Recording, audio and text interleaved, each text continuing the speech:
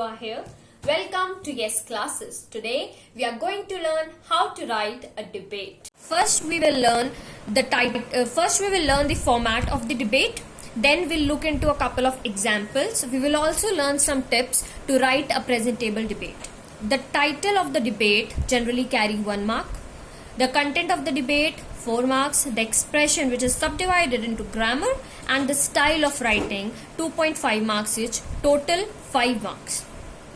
So, for more clarity, let us first look into an example which is write a debate on the topic technology is a boon or curse for the society. अगर हमारा exam में ये topic आता है technology जो है एक वरदान है या अभिशाप है हमारी सोसाइटी के लिए, तो हम कैसे उसे प्रेजेंट करेंगे, कौन से हमें पॉइंट्स ध्यान रखने हैं, let us look into it. सबसे पहले आप ये जो टॉपिक आपको दे रखा है, first we will write the topic. आपको सबसे पहले डिबेट में ये डिसाइड करना है कि आप फॉर द मोशन लिखना चाहते हैं या against the motion. Motion is the title, the topic of the debate. तो टेक्नोलॉजी इज अ बून और कर्स फॉर द सोसाइटी. सबसे पहले आप फर्स्ट लाइन में ये लिखिए. ब्रैकेट में आप लिखेंगे फॉर द मोशन या फिर against the motion.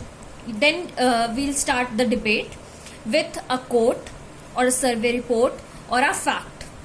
Technology is like a knife. If used carefully, proves to be useful, but if used abruptly, it can harm the society. हमने ऐसे ये डिबेट जो है स्टार्ट कर दी. Then the first paragraph begins, जिसे हम salutation या intro paragraph भी कहते हैं. तो जो फर्स्ट पैराग्राफ है उसमें हम अपनी जो ऑडियंस है उसे एड्रेस करेंगे. कैसे एड्रेस करेंगे, let us look. Honorable jury members. You can also write honorable jury or you can also use some other words. Passionate opponents and the worthy audience. Good morning. I am. यहाँ पर आप अपना नाम मत लिखिए because guidelines के हिसाब से आपको जो भी नाम दे रखा होगा यू विल मेंशन दैट और you will mention XYZ of XYZ school and I am standing here to strongly favor the motion or I stand firmly against the motion. यहाँ पर आपका पूरा टॉपिक आप एपोस्ट्रॉफी मार्क्स के अंदर लिख देंगे. ठीक है, तो ये आपका सैल्यूटेशन या इंट्रो पैराग्राफ कंप्लीट हो गया. Then you will jump into the second paragraph जिसमें आप रीजंस कि आप उस टॉपिक के फॉर में क्यों है या अगेंस्ट में क्यों है, आप अपने जो स्ट्रॉन्ग पॉइंट्स हैं उनसे स्टार्ट करिए अपनी डिबेट को और वो रीजंस आप बताएंगे. कुछ facts, figures, solution second paragraph में आप थर्ड पैराग्राफ में आप डिस्कस कर सकते हैं. Then conclusion and then you will end up by saying a formal thanks और thank you and have a nice day. This is what we call a formal thanks. I hope आपको जो format है debate का वो समझ आ गया होगा. To make it more clear मैं आपको एक बार दोबारा बता देती हूँ. तो the topic of the debate is technology is a boon or a curse for the society. Write the topic of the debate here. Technology is a boon or a curse for the society. जो topic आपको दे रखा है exactly वही topic आपको यहाँ लिख देना है एपोस्ट्रॉफी मार्क्स में. इसे अंडरलाइन कर देना है. अंडरलाइन कर देना है. यहाँ पर आप ब्रैकेट में लिख देंगे फॉर द मोशन या फिर अगर आप अगेंस्ट है उसके तो अगेंस्ट द मोशन ब्रैकेट में. एक लाइन आप छोड़ेंगे इसके बाद. You will start with a good quotation. यहाँ पर हमने जैसे स्टार्ट किया था technology is like a knife, तो ये आप पूरा अपनी जो कोटेशन है वो लिख देंगे. कोई फैक्ट्स फिगर्स हैं आपके पास आप वो भी लिख सकते हैं. उसके बाद आप फिर एक लाइन छोड़ेंगे and the first paragraph that is the intro और द सैल्यूटेशन पैराग्राफ बिगिंस जहां पर आप अपनी ऑडियंस को एड्रेस कर रहे हैं. तो it starts like honourable jury,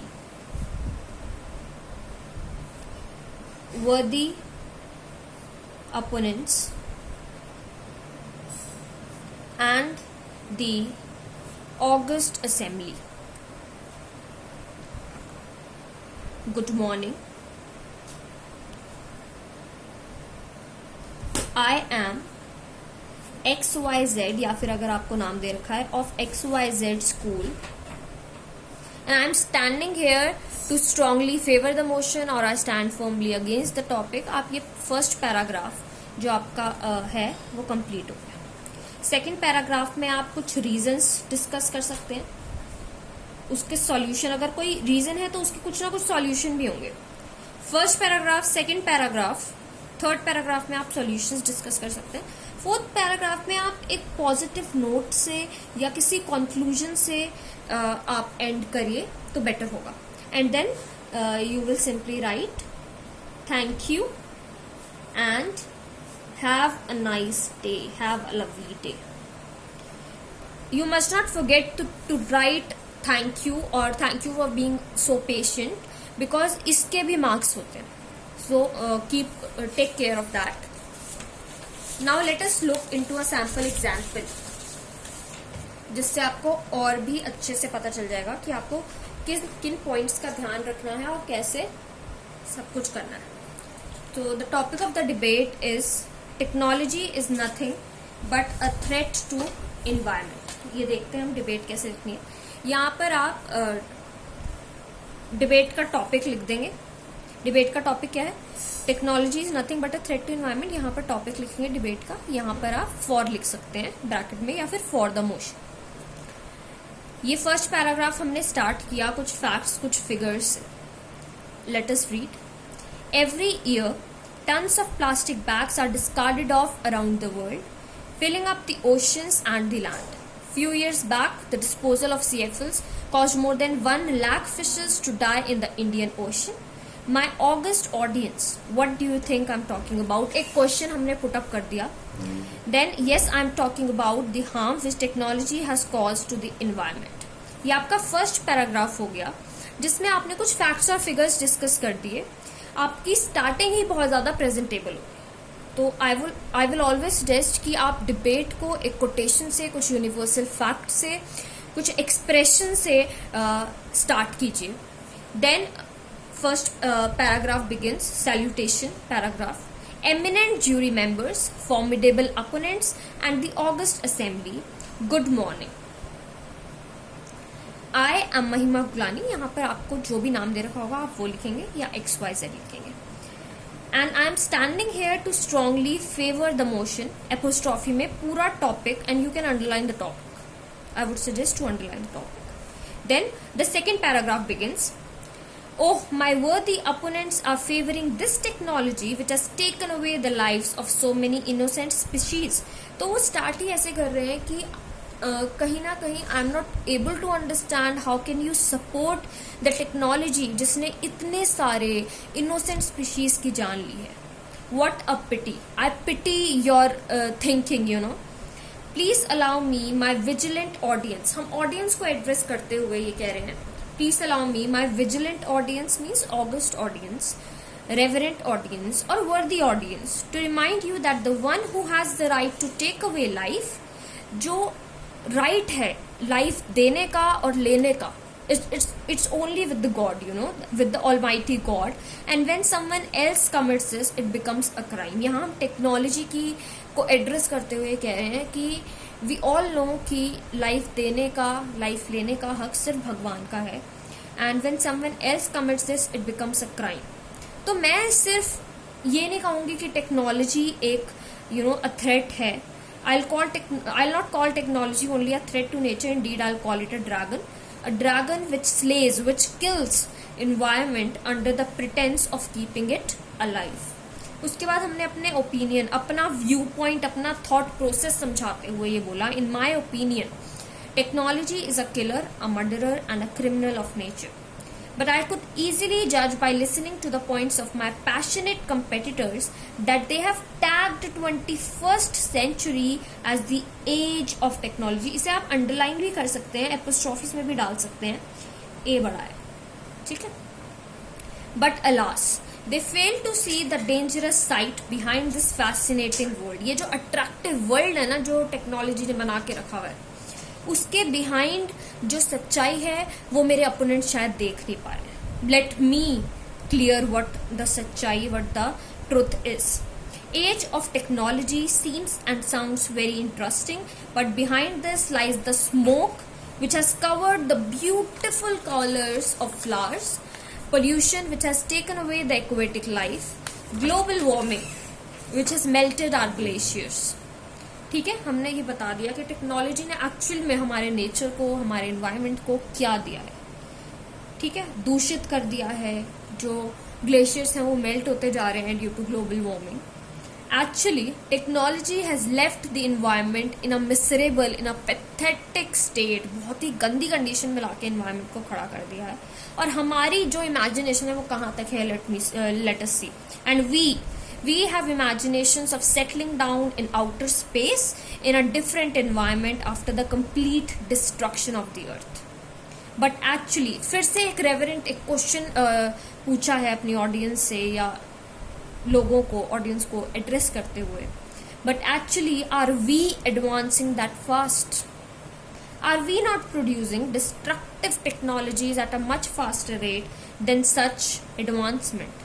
we will only realize our mistake, एक पॉजिटिव नोट लाते हुए, इन क्वेश्चन से सारी सच्चाई बताते हुए, सारा ट्रुथ लोगों के सामने लाते हुए, then we are jumping into a positive note and saying we will only realize our mistakes in a natural way if we bring ourselves closer to the nature but not to the human technology.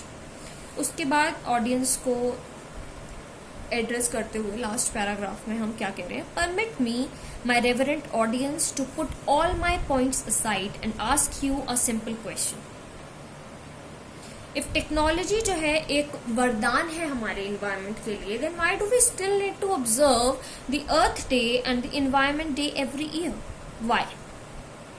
It is a matter of serious consideration. बहुत ही important question लाके सामने उनके put up किया है अपनी audience से, कि अगर आप कह रहे हैं कि हमारे लिए वरदान है technology, why do we still need to observe the earth day, the environment day every year? और उसके बाद हमने सबमिशन किया है, रेस्ट किया है अपने टंग को. You can also say at last I want to say that, or I would like to conclude with the sayings of Sally Walker. You can also say, to rest my tongue I would also and I would also like to quote the words of Sally Walker. Just feel the magic of the air, the power of the breeze, feel the energy of the plants, the bushes and the trees. Let yourself be surrounded by nature at its best. Calm yourself, focus, and let magic do the rest. Thank you and have a nice day. मैं आपको ये suggest करूँगी कि आप ending भी कुछ बहुत ही attractive word से एंड करिए अपनी डिबेट को, because it is very important. Starting और एंडिंग जो है बहुत ही ज़्यादा इम्पॉर्टेंट है. हम ये भी कहते हैं कि आपने सुनी भी हो शायद, ये सेइंग है that do not increase your voice, instead improve your arguments. तो आपके पास इतने strong points होने चाहिए, इतने truthful points होने चाहिए कि आप अपनी audience को convince कर सको जो आप बोल रहे हो वो बिल्कुल ठीक है. I hope आपको ये example समझ आ गया होगा. You can write it down, the example. You can put some more points into it. अपनी quotations डाल के आप ज़रूर ये practice कीजिए. And now we will discuss some tips and tricks to write a debate. Just some. Before writing a debate, you must write the main point. मैं exam की बात कर रही हूँ कि एग्जाम में आपको कैसे लिखना है डिबेट को. तो जो मेन पॉइंट्स हैं आप वो फॉरगेट ना, भूले ना, और जो सीक्वेंस है वो आपको ध्यान में रहे. तो आप रफ पेज में उसे लिख लीजिए. कुछ इंपॉर्टेंट पॉइंट्स को, कोटेशंस को आप अंडरलाइन कर सकते हैं. कुछ जनरल कोट्स आई थिंक आपको याद करनी चाहिए, या कुछ रीड आप रेगुलरली करते रहेंगे तो कुछ कोटेशंस आपको याद हो जाएंगी. You can use them in your speech and debate. Presentation का ध्यान रखिए, बहुत ही नीट एंड क्लीन तरीके से अच्छी प्रेजेंटेशन दे के आइए. वर्ड लिमिट का ध्यान रखिए. 150 to 200 words generally word limit होती है. जो वर्ड लिमिट है उसे बहुत ज़्यादा एक्सीड मत कीजिए. थोड़ा बहुत चल जाता है, बहुत ज़्यादा नहीं. And there is a time constant. तो जितने वर्ड्स में आप लिखिए बहुत ही उसे प्रिसाइजली लिखने की कोशिश कीजिए. रॉन्ग फैक्ट्स, अगर आपको फैक्ट्स नहीं पता, रॉन्ग मत लिख के आइए. शॉर्ट फॉर्म्स का इस्तेमाल मत कीजिए. जनरली हम एंड को ऐसे लिख देते हैं. Do not write and as this. And आप ऐसे ही लिख के आइए. This is a small suggestion. कुछ जनरल कोट्स में बताना चाहूंगी आज के टॉपिक से related. Technology is like a knife, if used carefully proves to be useful, but if used abruptly मतलब in a bad way it can harm the society. ये हमने पहले भी डिस्कस करी। You can write it down, you can use it, ठीक है। और ये एक और कोट है, grab the victory for the smile, hold the success for the pride, take the lessons for the right, save the environment for holding the humanity upright. आप 4 लाइनें लिख सकते हैं, इसे स्टार्टिंग कर सकते हैं, एंडिंग कर सकते हैं। और कोई और टॉपिक भी आता है, you can modify this quotation, I think you can modify this quotation and use it, ठीक है। तो I give you an example, जैसे सेव द गर्ल चाइल्ड आपका आया, तो आप कैसे इसे मॉडिफाई करेंगे। Grab the victory for the smile, hold the success for the pride, take the lessons for the right. 3 line same रहेंगी। लास्ट लाइन आप ऐसे मॉडिफाई करेंगे, सेव द गर्ल चाइल्ड, यहाँ क्या आ जाएगा, girl child, for holding the humanity upright. Thank you and have a nice day. इसे and हो जाएगा फिर, ठीक है। आई होप आपको डिबेट बहुत ही अच्छे से समझ आ गई होगी। अगर आपको कोई भी प्रॉब्लम है, कोई भी क्वेरी है, आप कमेंट सेक्शन में डिस्कस कर सकते हैं, मेरे से सवाल पूछ सकते हैं। I look into the matter and try to solve it. आपका कोई भी सजेशन है, कुछ वीडियोस के टॉपिक्स आप मुझे सजेस्ट करना चाहते हैं, कुछ डिबेट के टॉपिक आप और चाहते हैं कि डिस्कस हों, कुछ जनरल कोट्स डिस्कस हों, तो आप सजेस्ट जरूर करिए। And you can write your queries in the comment section, and thank you so much for watching the video.